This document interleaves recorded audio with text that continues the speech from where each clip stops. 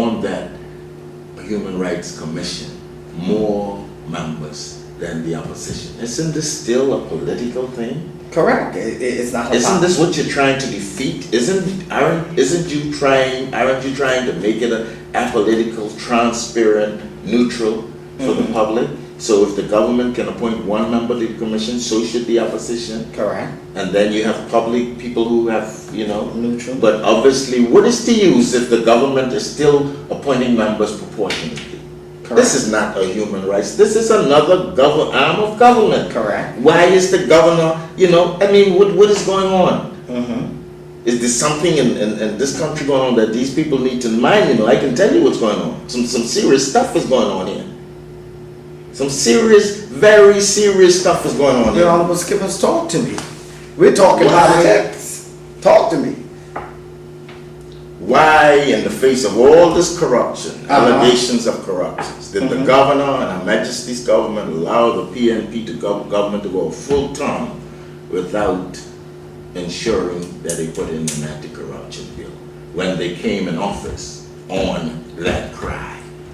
Man, they promised this country we would have seen an anti-corruption. Why? 6 months. They said after they got into office, we would have had one 6 months after they got into office in 2003.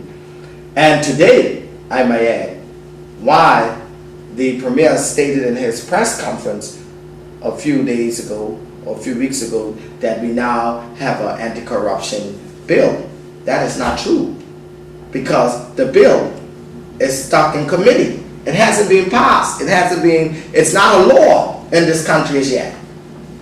So we still today, March the 17th, tonight, this moment, we still don't have an anti-corruption bill. And this government, they promised it to us 6 months after they got into office, their first term, where they're now a year and plus, 2 months plus into their second term. And tonight, we still don't have an anti-corruption bill in the Turks and Caicos Islands. Mr. Malcolm, there are financial instructions that govern the way this country does business financially with its treasury and everything. Really? Oh, you skipping? Yes, there is. We really do have financial instructions in this. In spite of the fact that all these major contracts are being given out without tender and whatnot, we have financial instructions. But that's not the point I'm trying to make.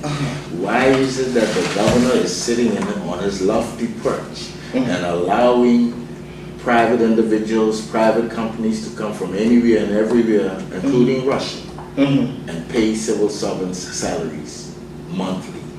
How does this money find its way in the government's treasury? Why isn't the governor and the British government declared bankruptcy and get this corrupt government out of power? Mr. Malcolm, what is going on in this country?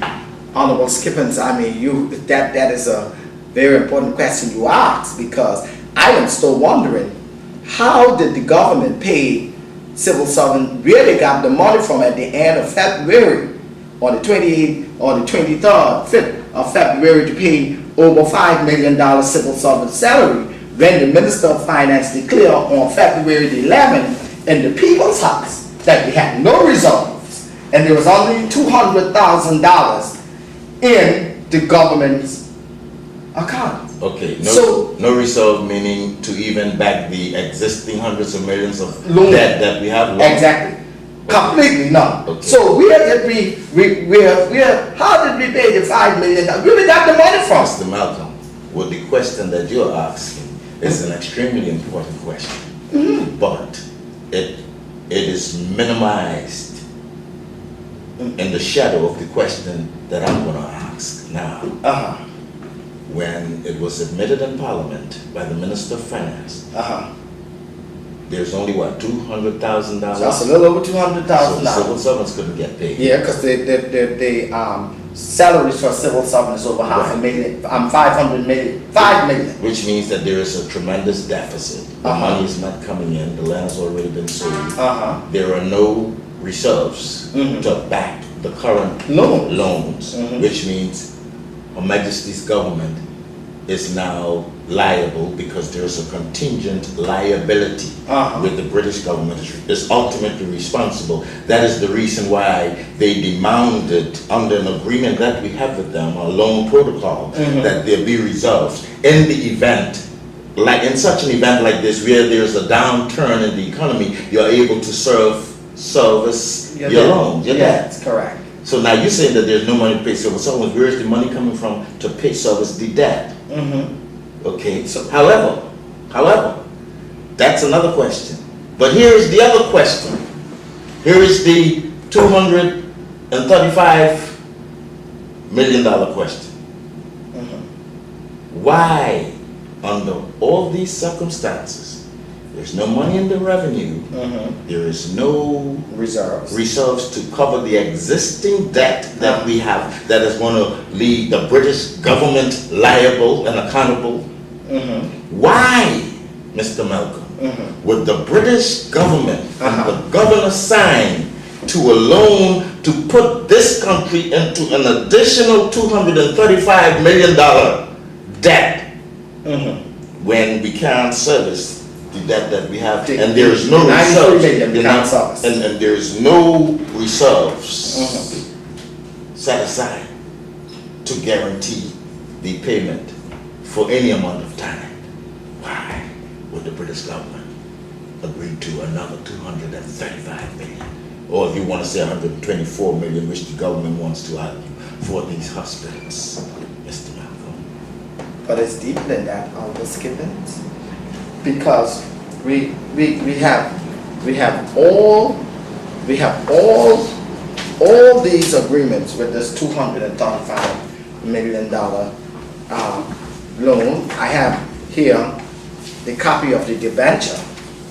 It's 72 pages long. And even perusing through this document, we cannot find what is the interest rate that the people of this country has to pay on this $235 million. We have the collateral charge document here, the interest rate that is signed by the governor, that has the governor's signature to transfer the charge. The governor has signed. You have the entities, the bank, and all the relevant entities signing here, and there's no interest rate that shows up. And then we have a letter from First Caribbean Bank clarifying, written to the governor, the government representative of this whole deal, clarifying, an attempt to clarify what all this debt is about to the people. And yet, we have the principal sum, but we still don't have the interest rate. So we in this country don't even know what is the interest rate on this $235 million. But Mrs. Kim, just in a few minutes, I'll let you answer that. Ladies and gentlemen, you're watching Let's Talk Politics, coming live from the islands of the Turks and Caicos Islands.